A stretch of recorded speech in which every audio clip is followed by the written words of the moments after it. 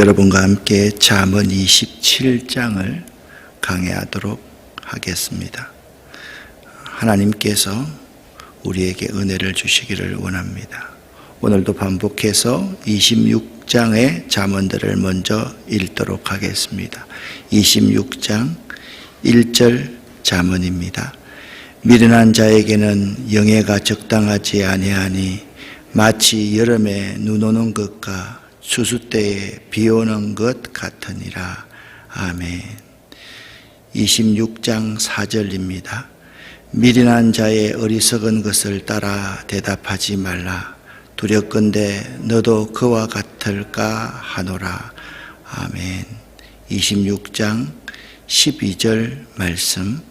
스스로 지혜로운 채 하는 사람을 보았는가? 차라리 그보다는 미련한 자에게 희망이 있다.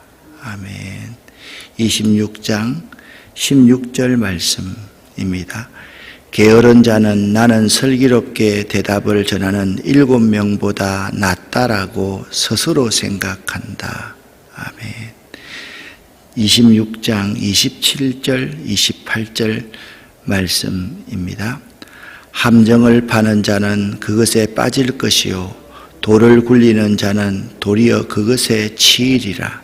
거짓말하는 자는 자기가 해한 자를 미워하고 아첨하는 입은 패망을 일으키느니라. 아멘. 잠언 27장에는 뭐와 같아라는 직유법과 그러나로 연결되는 대조법이 혼용되어 사용하고 있습니다. 그리고 본장의 내용도 의인과 악인의 길을 주제로 우리의 삶에 도전을 주고 있습니다.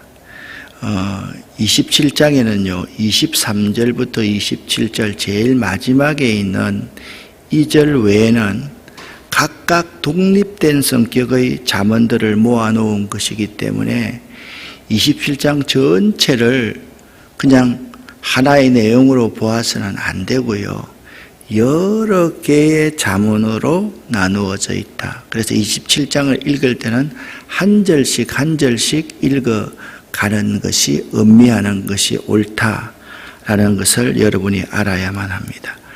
먼저 1절부터 10절까지의 잠언들을 쉬운 성경으로 함께 읽어보겠습니다.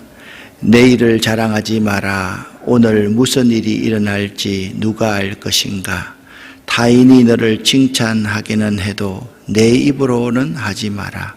돌도 무겁고 모래도 무겁지만 바보가 주는 모욕은 이것보다 더 무겁다. 분노는 잔인하고 화를 하는 사람을 삼키지만 질투처럼 파괴적이지는 않다. 면전에서 책망하는 것이 숨겨진 사랑보다 낫다.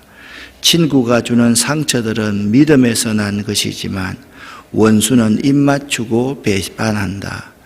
배부른 사람은 꿀도 싫지만 배고픈 자에게는 쓴 것도 달다.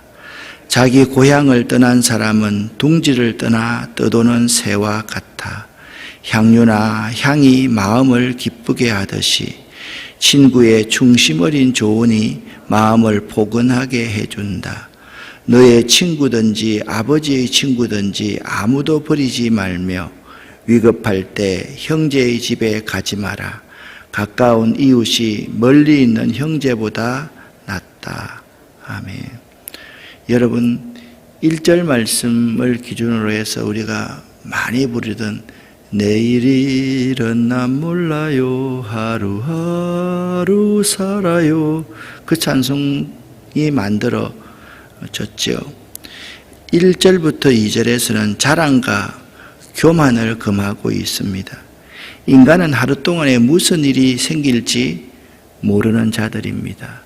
이와 같이 인간의 무지를 성경은요, 인간의 생명이 짧아 지식이 제한적이다라고 말씀하고 있고, 인간은 장래일을 알 수가 없는 존재이다라고 말하고 있고요, 인간은 자기의 시기, 자기에게 오는 불행을 예견치 못한다라고 말씀하고 있고요, 인간은 만사를 성취시키는 하나님의 일을 알지 못하고 인간은 하나님의 성령으로 거듭나는 것을 깨닫지 못하고 인간은 주님께서 언제 재림하실 것인가를 알지 못하며 인간은 내일을 알지 못한다. 내일을 알지 못하는 사람이 자랑하고 교만하면 되겠는가? 따라서 인간은 이러한 무지의 결과로 하나님의 권능과 성경을 오해하고요. 하나님을 불신하며 궁극적으로 하나님의 심판을 받아야 할 뿐 아니라 하나님의 생명에서 떠나게 된 것입니다. 이러한 인간의 무지가 예수 그리스도가 필요한 것이죠. 그래서 2절 말씀에 타인이 너를 칭찬하게 하고 내 입으로는 하지 말며 외인이 너를 칭찬하게 하고 내 입술로는 하지 말지어다. 우리 인간은 내일을 알지 못하는 존재이기 때문에 스스로를 드러내고 자랑하는 행위를 하지 말아야 한다. 그렇게 말씀하고 있습니다. 3절과 4절의 잠언을 함께 읽어보겠습니다. 돌도 무겁고 모래도 무겁지만 바보가 주는 모욕은 이것보다 더 무겁다. 분노는 잔인하고 화는 사람을 삼키지만 질투처럼 파괴적이지는 않다. 아멘. 잠언 27장 5절 6절입니다. 면전에서 책망하는 것이 숨겨진 사랑보다 낫다. 친구가 주는 상처들은 믿음에서 난 것이지만 원수는 입 맞추고 배반한다. 아멘. 저는 이 7절 말씀이 참 의미가 있었는데요. 제가 한번 읽어 드릴게요. 배부른 사람은 꿀도 싫지만 배고픈 자에게는 쓴 것도 달다. 혹시나 여러분과 제가 배부른 사람이 아닌지, 우리가 배고픈 자라고 한다면 쓴 것도 달고요, 생콩을 먹어도 비린내가 나지 않는 법이거든요. 배부른 사람은 꿀도 싫지만 배고픈 자에게는 쓴 것도 달다라는 잠언 27장 7절 말씀을 우리 마음속에 새겨야만 할 것입니다. 27장 8절을 함께 읽겠습니다. 자기 고향을 떠난 사람은 둥지를 떠나 떠도는 새와 같아. 아멘. 27장 9절 말씀입니다. 향유나 향이 마음을 기쁘게 하듯이 친구의 중심 어린 조언이 마음을 포근하게 해준다. 아멘. 그리고 9절과 10절 말씀은요, 참된 우정에 관한 그러한 교훈을 하고 있습니다. 참된 우정의 표현은 성경에서 다윗과 요나단이지요. 그 밖에 참된 우정에 대해서 이렇게 성경은 교훈하고 있습니다. 친구의 선택에 따라 지혜로운 행동을 하기도 하고 어리석은 미련한 행동을 하기도 한다라고 성경은 정언하고 있습니다. 그리고 참된 친구는 상호, 한 사람이 한 사람을 지배하는 존재가 아니라 상호 협조자가 되어야 한다라고 성경은 정언하고 있습니다. 예수님께서도 친구를 위해서 목숨을 버리는 것이 가장 큰 사람이다. 가장 아름다운 사람이다. 아름다운 일이다. 그렇게 요한복음 15장에 말씀했습니다. 그리고 예수님의 참된 친구는 그의 계명을 지키는 자들이다 라고 말씀하셨습니다. 사도 바울은요, 세속적이고 불량한 자와 단교하라고 했고요, 믿지 않는 자와 사귀지 말라고 친구의 중요성에 대해서 말했습니다. 그러므로 참된 친구는 뜻을 같이 해야만 합니다. 그리고 자기의 사정을 진실하게 전달해 줄 수 있는 자가 참된 친구라는 사실을 알아야만 합니다. 11절부터 18절의 잠언을 여러분과 제가 함께 쉬운 성경으로 읽어보겠습니다. 내 아들아 지혜를 얻고 내 마음을 기쁘게 하라. 그리하면 나를 비방하는 자에게 내가 대답할 수 있으리라. 슬기로운 자는 재앙을 보면 숨어 피하여도 어리석은 자들은 나가다가 해를 받느니라. 타인을 위하여 보정선자의 옷을 취하라. 외인들을 위하여 보정선자는 그의 몸을 볼모 잡을지니라.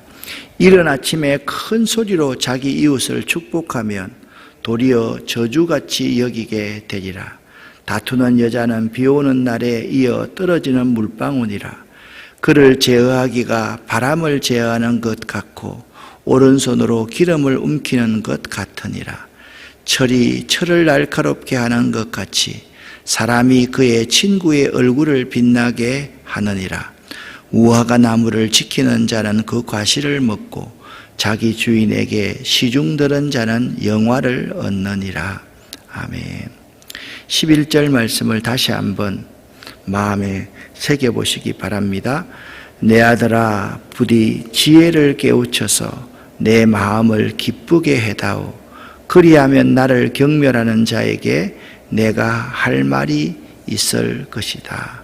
아멘. 위에 읽었던 잠언들은요, 아래와 같은 내용을 말하고 있습니다. 12절은요, 재앙에 대한 권고를 말하고 있고, 13절은 보정을 금지하고 있고, 14절은 지나친 칭찬은 아침에 일어나서 큰 소리로 이웃에게 축복한다 말하면 그 사람이 축복하는 말로 듣지 않고 꽃같게 들을 수 있을 것이다 라는 말입니다. 15절과 16절은 다투는 여인에 대해서, 17절은 교제의 유익함에 대해서, 18절은 삶에 충실한 자에 대해서 말하고 있습니다. 17절 말씀을 함께 공동번역으로 읽으면 이 성경이 우리 마음속에 확 다가와요. 함께 읽겠습니다. 쇠는 쇠에 대고 갈아야 날이 서고 사람은 이웃과 비비되며 살아야 다듬어진다. 아멘. 참 공감되지 않습니까? 사람이요, 이웃과 몸을 부딪히고 감정이 서로 상하기도 하고 감정을 공유하면서 다듬어지는 법이지, 오늘날 우리네들의 자녀들처럼 하나만 키워서 집에서 부모의 안에만, 손바닥 안에만, 손아귀 안에만 있으면 그 아이가 다듬어지지 않는다라는 사실을 알아야만 합니다. 쇠는 쇠에 대고 갈아야 날이 서게 되는 법이고, 사람은요, 사람과 부딪히며 살아야지 다듬어지는 법이다 라는 것입니다. 잠언 27장 18절 말씀을 공동번역으로 함께 읽어보겠습니다. 무화과 나무를 지키는 자는 그 열매를 먹고 상전을 시중드는 자는 영광을 누린다. 아멘. 마지막 19절부터 22절까지의 말씀은 재물에 대해서 우리가 어떻게 경제적으로 잘 운영해야 될 것인가에 대해서 말씀하고 있습니다. 먼저 자신을 앞부분입니다. 잘못했습니다. 그냥 한 절 한 절의 잠언입니다. 먼저 자신을 아는 길입니다. 함께 27장 19절 말씀을 읽겠습니다. 얼굴이 물에 비치듯 사람의 마음도 다른 사람에게 비친다. 아멘. 사람에게는 만족할 수 없는 것 두 가지가 있는데요, 바로 이것이 만족될 수가 없는 것이다. 27장 20절 말씀입니다. 무덤과 죽음이 만족하는 법이 없듯이 사람의 눈도 만족할 줄 모른다. 아멘.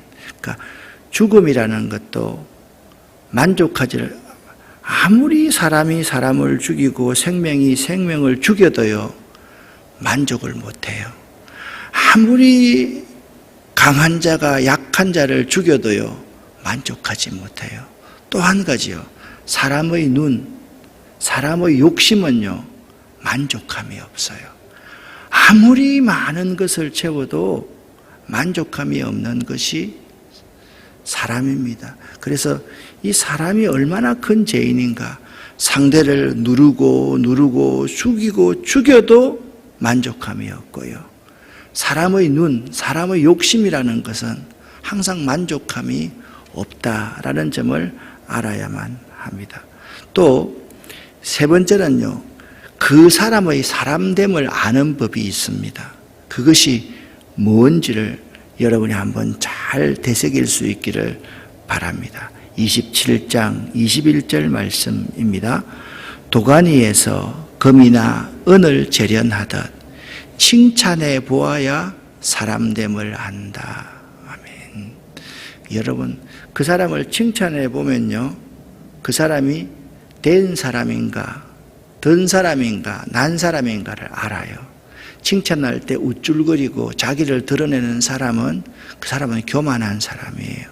몹쓸 사람이고 못쓸 사람이에요.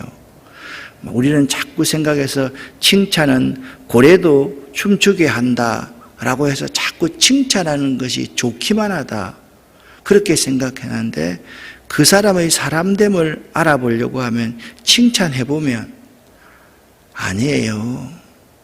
내가 한 거 아니에요. 하나님이 하셨어요. 정말 하나님이 하셨어요. 저는 아무것도 한 것이 없어요. 그렇게 대답하는 것이 정상이지요. 특별히 우리 자녀들에 대해서 칭찬을 하면 그 애가 원래 내 닮아서 머리가 참 좋아요. 농담 같은 말이지만 여러분 가만히 한번 생각해 보세요. 사람의 됨됨이는요, 그 사람을 칭찬해 보아야지 그 사람의 됨됨이를 안다라고 말씀하고 있습니다. 참으로 미련한 자는 어떤 자들입니까? 22절에 보면 어리석은 자는 절구에다 찧어도 어리석음이 벗겨지지 않는다라고 말씀하고 있습니다. 제가 말씀을 잘못 드린 재산관리에 대한 교훈이 23절부터 27절까지에 있습니다. 특별히 여러분 23절 말씀은요, 이건 재산을 관리하는 교훈인데 지금까지 많은 사람들이 목회를 이렇게 하는 것이다. 물론 틀리지는 않았어요. 내 양떼의 형편을 잘 살피고 내 소떼를 잘 돌봐라, 성실하게 하라, 이렇게 하면 맞습니다마는 본래 이 구절은 우리가 사업을 하거나 일을 할 때 어떤 자세로 해야만 하는가, 그것을 우리에게 가르치고 있다라는 점을 알아야만 합니다. 그래서 본래의 의미를 우리가 잘 알고 그것을 적용하면 그것이 이해가 될 수 있는 거지만, 본래의 의미를 잘 모르고 다른데 적용을 하기 시작하면 그것은 문제가 될 수 있는 것이다. 23절부터 27절까지를 함께 합독하겠습니다. 내 양떼의 형편을 잘 살피고 내 소떼도 잘 돌봐라. 재물은 오래가지 않고 면류관은 대대로 물려지지 않는다. 풀을 베면 다시 싹이 나니 언덕 여기저기에서 꼴을 얻을 수 있다. 양떼는 옷지을 틀을 주고 염소떼는 밭을 살 만한 돈을 준다. 염소에 젖어 넉넉하여 너와 네 가족, 너의 여종들이 모두 먹고도 남을 것이다. 아멘. 먼저 우리는 직업에 충실한 자들이 되어야만 합니다. 그래서 23절 말씀에 내 양떼의 형편을 잘 살피고 내 소떼도 잘 돌봐라 라고 말씀하고 있습니다. 저는요, 저 책상 위에 항상 이 구절을 적어두고 들어오고 나갈 때마다 지금 수십 년 동안 읽고 있는 구절입니다. 작아서 잘 안 보이지만 제가 여러분에게 읽어드리겠습니다. 준비되어 있으면 기회는 언제든지 나에게 온다. 다시 한번. 준비되어 있으면 기회는 언제든지 나에게 온다라는 점입니다. 저는 지금 2년 반 동안의 이 팬데믹 기간 동안, 이 기간은요, 우리가 어렵지만은 준비하는 기간이다라고 생각을 합니다. 교회의 교제가 활성화되려고 하면 로비가 잘 형성되어서 교인들과 이웃들과 함께 이야기하고 대화할 수 있는 공간이 있어야 되거든요. 어린이부, 유치부, 청소년부, 청년부가 다음 세대들이 활성화되어야 되거든요. 교회가 꿈이 있고 비전이 분명하게 있어야 되거든요. 그리고 교인들 한 사람 한 사람들이 하나님의 말씀으로 철저하게 준비되고 대비해 있어야만 하거든요. 그리고 미래가 어떤 상황일까에 대해서 충분히 예견하고 나아가야만 하거든요. 이 다섯 가지를 2년 반 동안 우리가 지금 충실하게 준비하고 있습니다. 우리가 준비되어 있으면 기회는 언제든지 우리에게 오고 하나님께서 우리를 들어서 사용하실 것이다 라는 믿음입니다. 그래서 여러분과 제가 자기의 몫에서 그 직업을, 자기의 직분을 감당함에 있어서 내 양떼의 형편을 잘 살피고 내 소떼를 잘 돌봐야만 하는 것입니다. 그리고 더 중요한 것은 재물은 영원하지 아니하다는 사실을 기억해야만 합니다. 다시 한번 말씀드립니다. 재물은요, 영원하지 않습니다. 이 세상 것은 영원하지 않습니다. 24절 말씀에 재물은 오래가지 않고 면류관은 대대로 물려지지 않는다라는 사실입니다. 우리 믿는 자들은요, 자기의 직업에 최선을 다하되 그 자체가 자기의 목적이 되지 않도록 항상 자기 스스로를 돌보아야만 합니다. 그러니까 그 일에 성실하게 하는 것은 영원하지 않다라고 생각하는 것은 중요한데 그러한 철학만 가지고 움직이다 보면 주객이 전도되게 된다라는 점을 알아야만 합니다. 뿐만 아니라 재물을 관리함에 있어서 하나님의 섭리를 깨달아야만 합니다. 무슨 말씀을 하고 있습니까? 풀을 베면 아무것도 없지만 풀에서 다시 싹이 나서 언덕 여기저기에서 꼴을 얻을 수 있다라는 점이 바로 재물에 대한 말이라는 거예요. 우리가요, 돈을 다 쓰고 나면 걱정하지 말아야 됩니다. 다시 풀이 자라듯이 우리가 먹을 수 있는 꼴을 하나님께서 주신다. 공중의 새들을 봐라. 저 새들을 천부께서 먹이지 않느냐라는 말씀을 기억할 수 있어야만 됩니다. 그러므로 물질은 결코 이기적인 목적에서가 아니라 궁극적으로 하나님의 나라와 그를 위하여 우리의 직업에 최선을 다할 때 하나님께서는 우리에게 필요한 물질적인 요구를 채워 주실 것입니다. 성실한 것보다, 정직한 것보다 왕도는 없습니다. 믿는 우리들의 일과 직업에 주객이 전도되는 일이 없도록 바른 가치관과 직업관을 꼭 가지실 수 있기를 예수 이름으로 간절히 축원합니다. 오늘 하루 여러분과 저의 삶이 최선을 다하기를 바라고 이 말씀은 오늘 꼭 드리고 싶었어요. 오늘 새벽은 사업하시는 분들, 사업을 계획하시는 분들, 그리고 건강을 위해서 특별히 여러분들이 기도해 주시기를 부탁을 드립니다. 기도하겠습니다.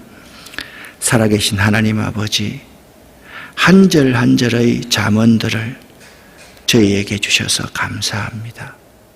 너무 많이 먹어서 배부른 것 같지만 한 절 한 절이 우리의 생명의 양식이고 생명의 씨앗이 되오니 이 말씀을 우리의 신비에 잘 새길 수 있도록 도와주시옵소서.